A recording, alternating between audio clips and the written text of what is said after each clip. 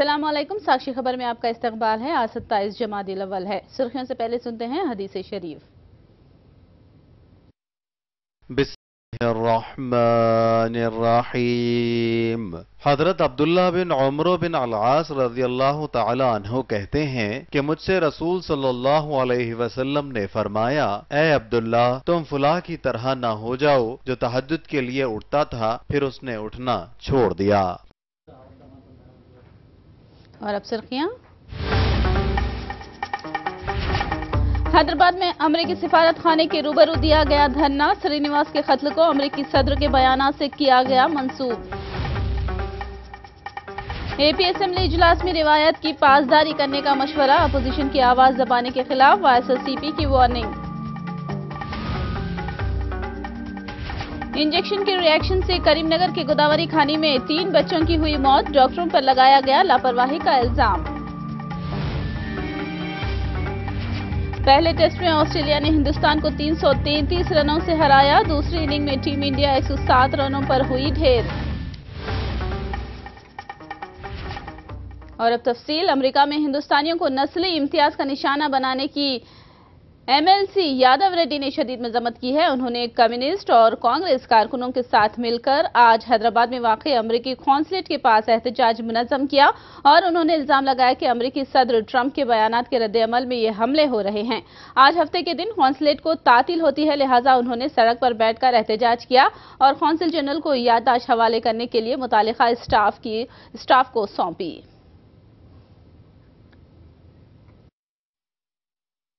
ఈ American consulate ముందు మేము అమెరికాలో మన పిల్లల పట్ల జరుగుతున్న ఘోరాలను ఈ కిరాతకాలను అడ్డుకోవడానికి ఈ మన ప్రభుత్వాలు కూడా ఇమీడియట్ గా ప్రెసిడెంట్ ట్రంప్ గారితో మాట్లాడవలసిన అవసరం ఉందని తెలియజేస్తూ ఇక్కడ వారికి మెమరాండం ఇవ్వడానికి మేము నిన్ననే వారికి ఒక మెయిల్ పంపడం జరిగింది। ఈ రోజు మేము మెమరాండం ఇస్తామని।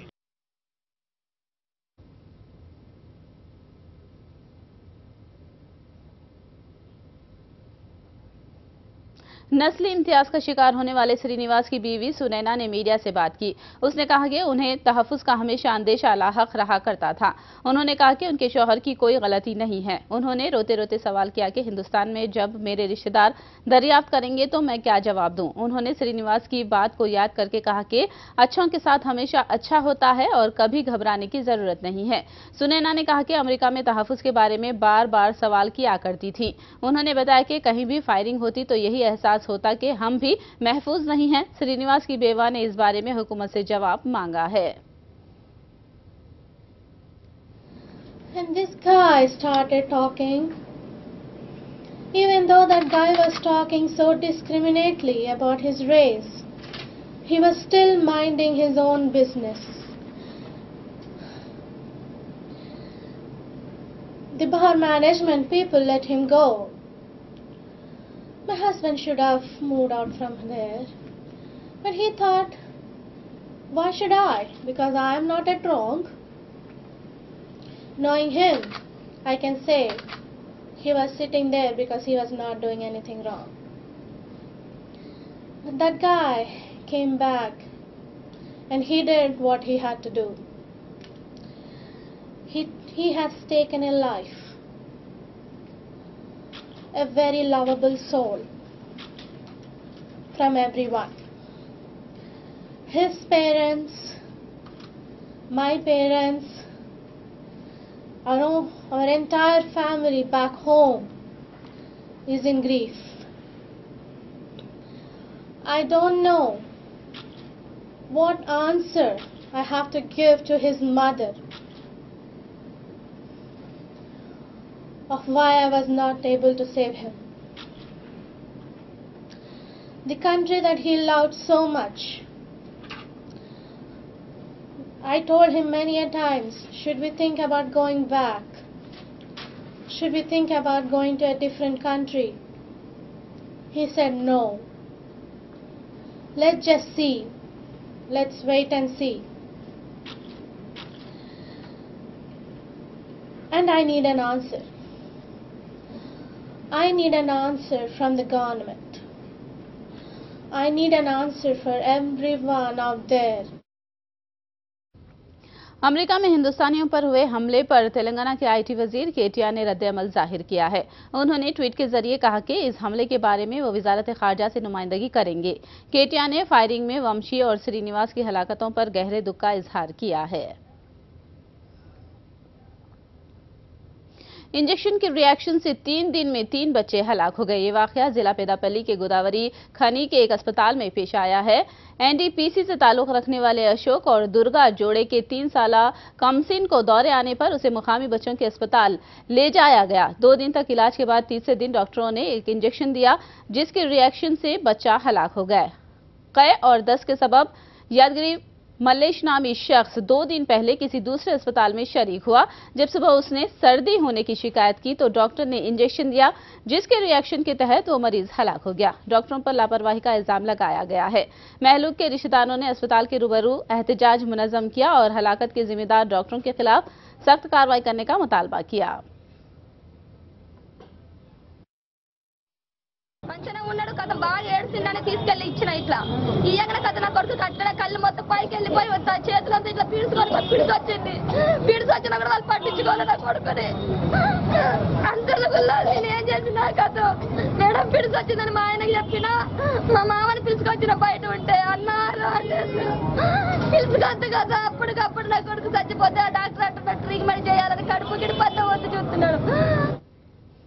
कांग्रेस के साबिक एमपी पूनम प्रभाकर एक हादसे में बाल बाल बच गए। शिवरात्रि के मौके पर विमलावाड़ा से वापसी के दौरान पूनम की कार हादसे का शिकार हो गई और 3 पलटियां खाकर उलट गई। इस हादसे के दौरान 6 अफराद जख्मी हो गए। जख्मियों में पूनम प्रभाकर, साबिक जेडपी चेयरमैन अल्लूरी लक्ष्मण कुमार, करीमनगर के सिटी कांग्रेस सदर के राजशेखर, पूनम के रिश्तेदार संदीप, रामाकृष्ण, चंदर और ड्राइवर श्रीनिवास मामूली तौर पर जख्मी हो गए। तमाम जख्मियों को करीमनगर के खानगी अस्पताल में इलाज किया जा रहा है। वाज़ेह है कि कार के सामने की सीट पर बैठे पूनम और ड्राइवर ने सीट बेल्ट बांधा हुआ था, जिसके सबब शदीद जख्मी होने से महफूज रह गए। दर्शन చేసుకొని రిటర్న్ రాగా సడన్ గా ఒక వ్యక్తి అడ్డం వస్తే సడన్ బ్రేక్ కొట్టడం వల్ల అతన్ని తప్పియడం ప్రయత్నంలో సడన్ బ్రేక్ కొట్టే వరకు బండి పల్టీ కొట్టేది అంతే। పూనం ప్రభాకర్ గారు, కర్ర రాజశేఖర్, వడ్లూరు లక్ష్మణ్, నేను ఇద్దరు ఉన్నారు। అందరికి మైనర్ దెబ్బలు తాకాయి। వేరే వెహికల్ पुराने शहर के इमलीबंद बस स्टेशन से मुख्तलिफ इलाकों को जाने वाले मुसाफिरों से धोखा देकर सामान चुराने वाली गैंग को पुलिस ने गिरफ्तार कर लिया है। 22 फरवरी को एक शख्स को एक नामालूम मुकाम पर ले जाकर उस पर जुल्म किया गया और उसके कब्जे से नकद रकम और सामान छीन लिया गया। मुतासिरीन की शिकायत पर पुलिस ने सीसीटीवी फुटेज का जायजा लिया और कार्रवाई की। जांच के दौरान पता चला है कि इस तरह के वाकयात पहले भी वाक़ हो चुके हैं। मुलजिमीन के खिलाफ मुकदमा दर्ज करके जांच का आगाज किया गया है। अवामी मकामात पर चोरों और रहजनों से होशियार रहने का मशवरा दिया गया है। अवामी मसाइल के समाअत किए बगैर अपोजिशन की आवाज दबाने पर वायएसआर कांग्रेस एमएलए श्रीकांत रेड्डी ने तशवीश जाहिर की है। उन्होंने रिमार्क किया कि चंद्रबाबू नायडू के दौर में ऐसा ही हो रहा है। उन्होंने नई असेंबली में होने वाले इजलास को पुरअमन तरीके से चलाने के लिए इकदाम करने की अपील की और असेंबली की रिवायतों की पासदारी करने का मशवरा दिया। साथ में अपोजिशन के उठाए गए मसाइल पर रद्द-ए-अमल जाहिर करने की अपील की।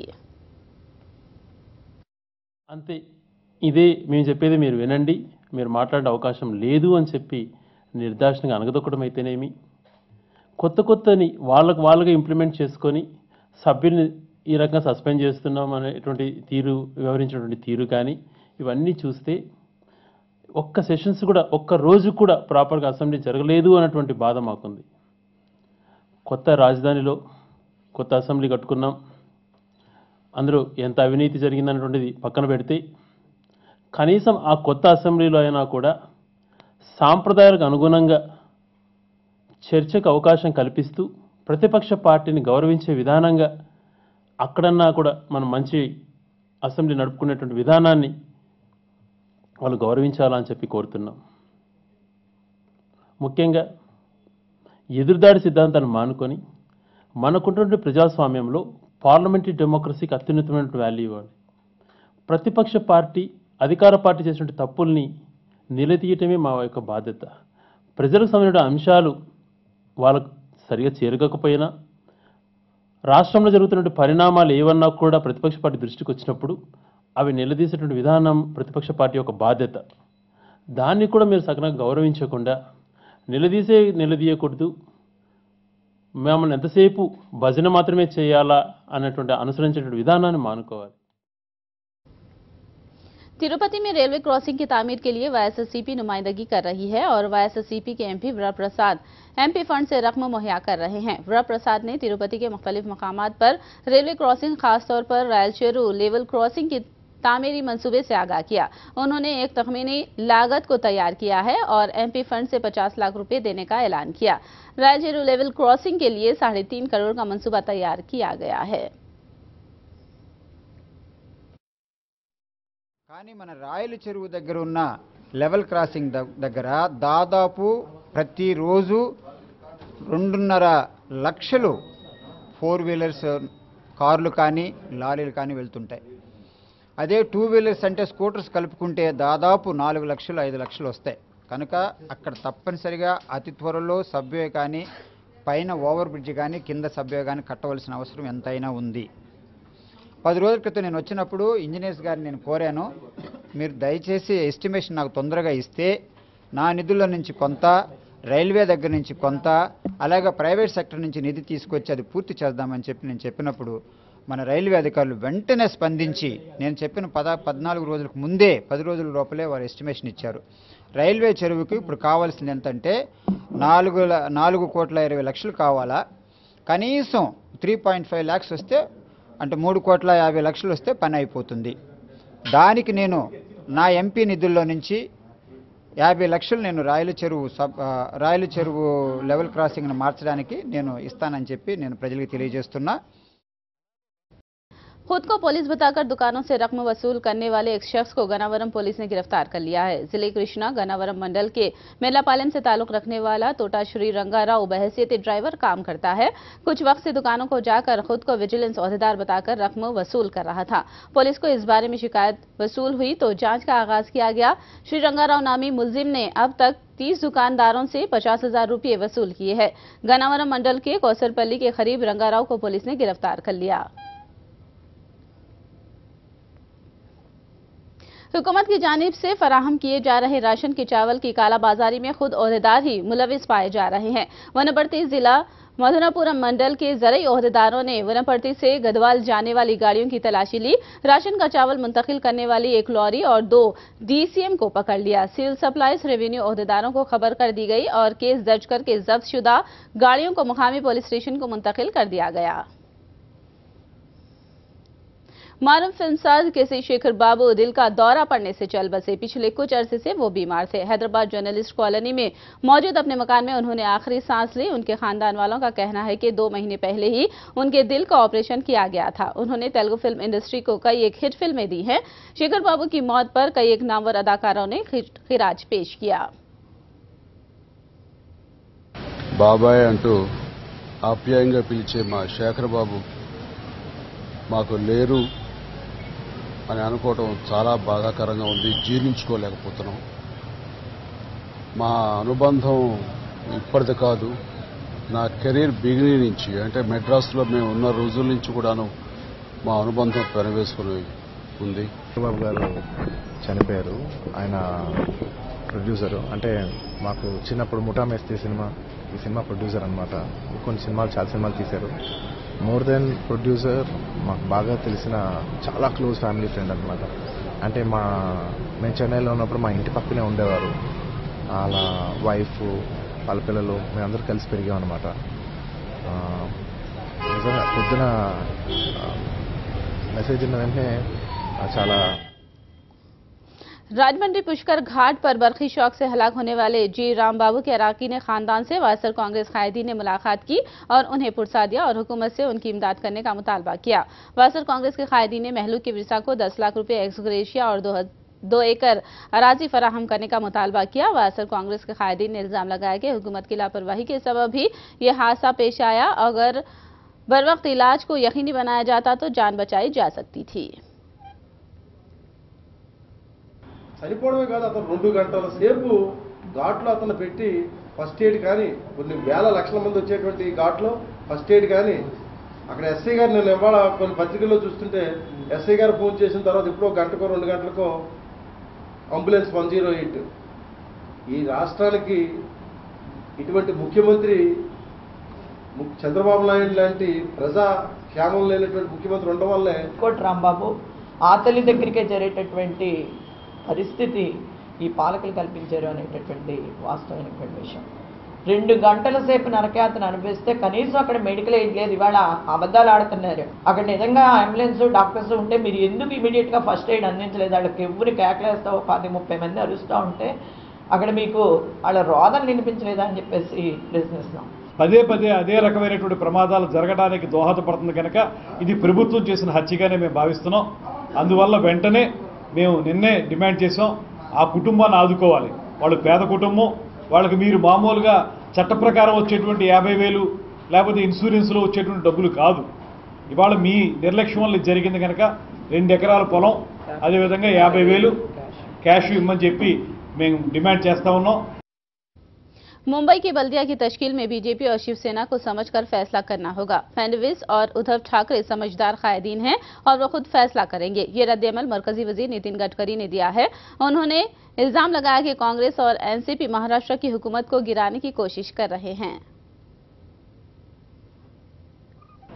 उसमें मुंबई और महाराष्ट्र और भारतीय जनता पार्टी और शिवसेना का हित है कि दोनों अगर साथ में रहते हैं और जो भी निर्णय जनता ने दिया है उसके आधार पर काम करते हैं तो ज्यादा अच्छा होगा, ऐसा मुझे लगता है। पर इसका अंतिम निर्णय आखिर दोनों पार्टी के नेताओं ने, महाराष्ट्र में मुख्यमंत्री देवेंद्र फडणवीस और उद्धव ठाकरे जी ने, दोनों भी मैच्योर्ड है और सूझबूझ रखने वाले हैं, उन्होंने उचित निर्णय करना चाहिए। कांग्रेस का एक धड़ा चाहता है कि शिवसेना को समर्थन दे ताकि बीजेपी को बाहर रखा जाए। कांग्रेस की नीति है कि वो सरकार को गिराना चाहती है और इसलिए कांग्रेस ये भी कहने के लिए तैयार है कि हम लोग शिवसेना को बाहर से सपोर्ट करेंगे या एब्सेंट रहेंगे। या एक बार अगर ये अलायंस टूट गई, सरकार टूट गई, तो फिर चुनाव होगा तो उसमें कांग्रेस एनसीपी जीत के आगे, ऐसा उनको लगता है। तो इसलिए उनका शिवसेना और भाजपा के हित में या महाराष्ट्र और मुंबई के हित में कोई नीति नहीं है। उनके स्वार्थ के लिए वो सरकार गिराना चाहते हैं, उसकी उनकी स्ट्रेटेजी। कश्मीर के ताल्लुक से चिदम्बरम ने जो बयान दिया है उस पर वेंकैया नायडू ने एतराज किया है। चिदम्बरम ने कश्मीर में मुजाहिरीन के खिलाफ ताकत के इस्तेमाल पर तनकीद की थी। वेंकैया नायडू ने चिदम्बरम के बयान को गैर जिम्मेदाराना करार दिया है। The utterances of the former Home Minister Sri P. Chidambaram that Kashmir was nearly lost because central government used brute force to curb dissent there is highly shocking, irresponsible, bordering anti-national.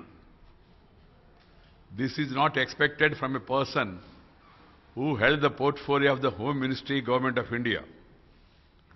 It is all the more reprehensible that he is also well acquainted with the complexities involved in tackling insurgency.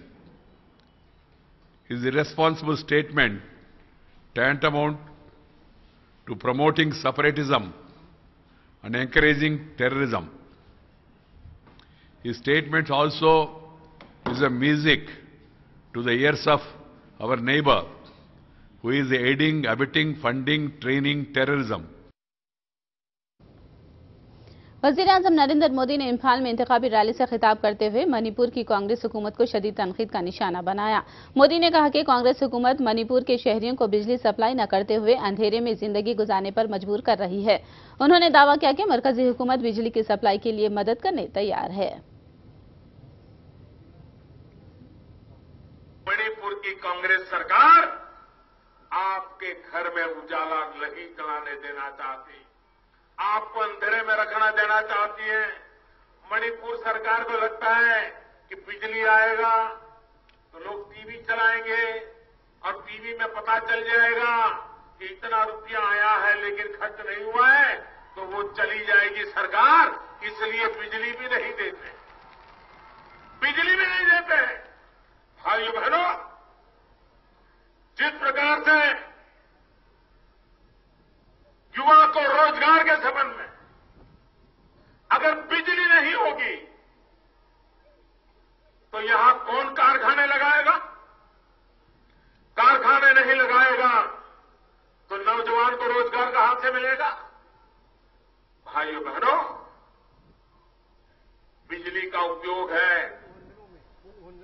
लेकिन इस सरकार को भारत सरकार बिजली देती है तो भी उसको विकास करने में कोई रुचि नहीं है। पूना टेस्ट में ऑस्ट्रेलिया ने हिंदुस्तान को 333 रनों से हरा दिया। हिंदुस्तान को पहले टेस्ट में कामयाबी के लिए 441 रनों की जरूरत थी, ताहम हिंदुस्तान की टीम दूसरी इनिंग में 107 रनों के मामूली स्कोर पर ढेर हो गई। हिंदुस्तान के बल्लेबाजी ऑस्ट्रेलियाई स्पिन गेंदबाज और कैफे के आगे बेबस नजर आए और कैफे ने दूसरी इनिंग में भी 6 विकेटें और मैच में जुमला 12 विकेटें हासिल की। पहले टेस्ट में कामयाबी के साथ ऑस्ट्रेलिया ने हिंदुस्तान के खिलाफ 4 मैचों की टेस्ट सीरीज में 1-0 की बढ़तरी हासिल कर ली। कोहली की कप्तानी में हिंदुस्तान को मुसलसल 19 मैचों में कामयाबी के बाद पहली मर्तबा हार का सामना करना पड़ा। विराट कोहली ने पुणे टेस्ट में हार को बड़ा सबक करार दिया है। Not really. I think the way we batted in the first innings, I think we put ourselves under a lot of pressure, to be honest. Conceding a 160-run lead on that sort of wicket is criminal. And if we were close enough to the first innings total, then the bowler's mindset is different in the second innings. The moment you give away 60-70 runs, the game is drifting away already, and it's very difficult to pull things back. Then even a single run hurts from there on. And I would say us batsmen put us in that position where it was very difficult for us to come back into the game, and I'm not blaming the bowlers at all. They tried their level best. Someone like Umesh bowling really well in the first innings was great to see. America में तेलुगु शख्स ने अपनी जीत के जरिए हिंदुस्तान का परचम बुलंद किया है। अमेरिका में मुनाकिद की जाने वाली बाविखार मुकाबला अल्ट्रामैन फ्लोरिडा 2017 का खिताब तेलुगु शहरी मनमित रब्बा ने अपने नाम कर लिया है। दौड़ में बिना रुके फासला पूरा करके अपना लोहा मनवाया। इस खिताब पर कब्जा करने वाले पहले जुनूबी हिंदुस्तानी हैं मनमित रब्बा। इन मुकाबलों में 21 ममालिक के 44 खिलाड़ियों ने हिस्सा लिया। अल्ट्रामैन फ्लोरिडा रेस 2 दिन तक जारी है। पहले दिन 10 किलोमीटर तैराकी, 146 किलोमीटर साइकिलिंग, दूसरे दिन 275 किलोमीटर साइकिलिंग और 84 किलोमीटर डबल मैराथन मुनाकिद हुई। 517 किलोमीटर की ट्राई एथलीन को रब्बा ने 21 घंटे 46 मिनट में पूरा करके खिताब अपने नाम किया है। वाज़ेह है कि मनमित रब्बा ने साबिक में आयरन मैन का भी खिताब अपने नाम किया था। सोने की कीमत में इजाफा दर्ज किया गया है। मुंबई मिलन मार्केट में सोने की कीमत में 325 रुपये के इजाफे के साथ 3000 का निशाना अबूर कर गया है। ये कीमत पिछले 4 महीने के दौरान सबसे ज्यादा कीमत दर्ज की गई है। फिलहाल हैदराबाद में 10 ग्राम 22 कैरेट सोने की कीमत 28,470 रुपये हो गई है, जबकि 10 ग्राम 24 कैरेट सोने की कीमत 30,320 रुपये तक पहुंच गई है। जबकि हैदराबाद में चांदी की कीमत फी किलो 46,947 रुपये रिकॉर्ड की गई है। आखिर में सुर्खियां एक बार फिर। हैदराबाद में अमेरिकी सिफारत खाने के रूबरू दिया गया धरना। श्रीनिवास के कत्ल को अमेरिकी सदर के बयान से किया गया मंसूब। एपी असेंबली इजलास में रिवायत की पासदारी करने का मशवरा। अपोजिशन की आवाज दबाने के खिलाफ एसएससीपी की वार्निंग। इंजेक्शन के रिएक्शन से करीमनगर के गोदावरी खानी में 3 बच्चों की हुई मौत। डॉक्टरों पर लगाया गया लापरवाही का इल्जाम। पहले टेस्ट में ऑस्ट्रेलिया ने हिंदुस्तान को 333 रनों से हराया। दूसरी इनिंग में टीम इंडिया 107 रनों पर हुई ढेर। साक्षी खबर में फिलहाल इतना ही। साक्षी टीवी पर खबरों का सिलसिला जारी रहेगा।